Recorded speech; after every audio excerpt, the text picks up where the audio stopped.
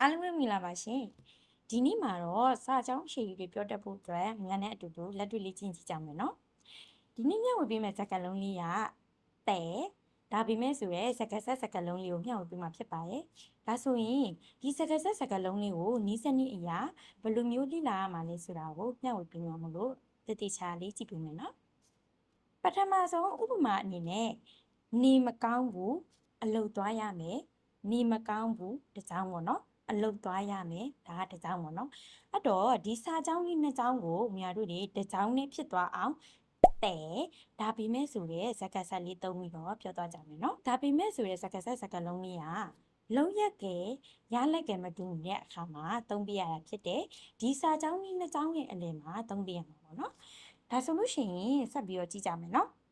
နေမကောင်းဘူးဒါပေမဲ့အလုပ်သွားရမယ်ဒီစာကြောင်းလေးဆိုရင်ရောဘယ်လိုဖြေကြမှာလဲ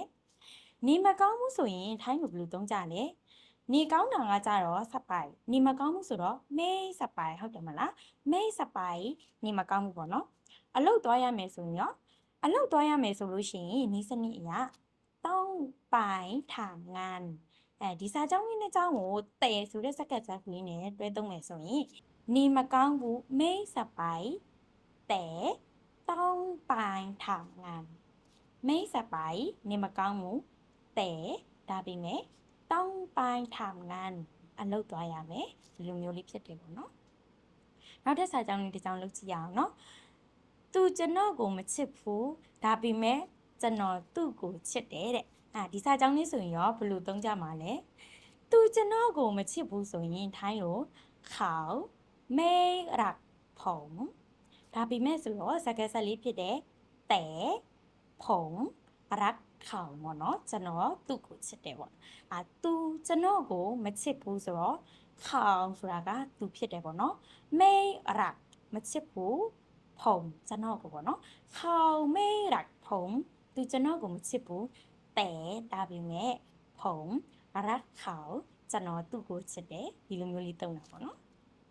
နောက်ထပ်တစ်ကြောင်းလေးလုပ်ကြည့်ကြမယ်နော်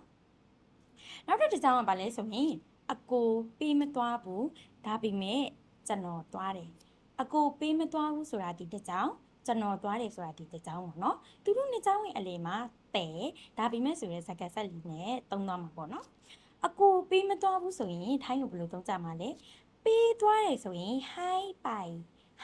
ပေးသွားရပေါ့နော်အကိုပေးမသွားဖြစ်တဲ့အတွက်ကြောင့်မလို့အကိုဒီဖီးပေးမသွားဘူးဆိုတော့မေးဟိုင်းပိုင်ဖြစ်မှာပေါ့နော်ဖီးမေးဟိုင်းပိုင်แต่ผมไปအကိုပေးမသွားဘူးဒါပေမဲ့ကျွန်တော်သွားတယ်ပေါ့နော်သွားတယ်ဆိုတာဒီပိုင်ပေါ့ကျွန်တော်ကဖုံဖြစ်တဲ့အတွက်ကြောင့်မလို့ဖုံပိုင်သူတို့စာကြောင်းနဲ့ကြောင်းရဲ့ကြားထဲမှာแต่ဆိုရဲစကားဆက်လေးသုံးသွားတာပေါ့နော်ဒါဆိုရင်နောက်ထပ်တစ်ကြောင်းလေးလေ့လာကြည့်မယ်နော်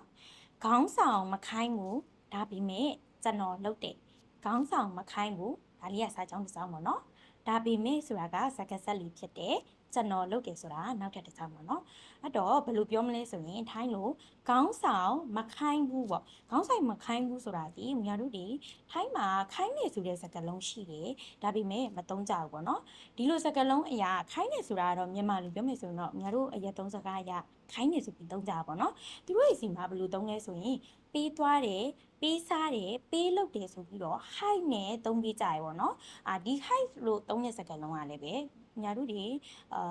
မြန်မာလိုပေါ့နော်ပြောတဲ့အတိုင်းခိုင်းနေဆိုပြီးတော့တက်ရောက်တယ်ပေါ့နော်အဲ့တော့ဒီစာကြောင်းမှာခေါင်းဆောင်မခိုင်းဘူးလို့ပြောရပေါ့နော်ခေါင်းဆောင်မခိုင်းဘူးဒါပေမဲ့ကျွန်တော်လုပ်တယ်ပေါ့ဟိုနာခေါင်းဆောင်ကိုထိုင်းလို့ဟိုနာမခိုင်းဘူးဆိုတာဒီပေးမလုပ်ဘူးလို့ပြောတာပေါ့နော်အဲ့တော့ไม่ให้ทำหัวหน้าไม่ให้ทำခေါင်းဆောင်မခိုင်းဘူးပေါ့နော်စကားဆက်လေးဖြစ်တဲ့แต่လာမယ်แต่ဒါပေမဲ့ผมทำကျွန်တော်လုပ်တယ်ပေါ့နော်ဒီလိုမျိုးလေးပါမယ်ပေါ့နော်ဒါဆိုလို့ရှိရင်ညာနဲ့အတူတူလေ့လာပြီးပြီဆိုတော့နောက်ထပ်စာကြောင်းလေးနှစ်ကြောင်းကိုအတူတူလေ့ကျင့်ကြည့်ကြမယ်နော်အဲ့ဒါဘာလဲဆိုတော့အလုပ်လုပ်နေတယ်ဒါပေမဲ့ပတ်စံမရှိဘူးဒီစာကြောင်းလေးဆိုရင်ဘယ်လိုဖြေကြမှာလဲအလုပ်လုပ်နေတယ်ဆိုရင်ထိုင်းလိုဘယ်လိုပြောလဲဒါပေမဲ့ဆိုတော့စကားဆက်စကားလုံးလေးလာမယ်ပတ်စံမရှိဘူးဆိုရင်ရောဘယ်လိုပြောမှာလဲပြောကြည့်မယ်နော်နောက်ထပ်တစ်ကြောင်းလေးဖြစ်တဲ့အိမ်ပြန်ခြင်းလေဒါပေမဲ့ပြန်မရဘူးအိမ်ပြန်ခြင်းတဲ့ဒါပေမဲ့ ပြန်မရဘူးဒီစာကြောင်းလေးနှစ်ကြောင်းကို comment မှာအတူတူလေ့ကျင့်ကြည့်ကြမယ်နော်အားလုံးကိုကျေးဇူးအများကြီးတင်ပါတယ်ရှင်နောက်ဗီဒီယိုတွေမှာဒီထက်ကောင်းတဲ့သင်ခန်းစာတွေနဲ့ပြန်တွေ့ကြမယ်နော်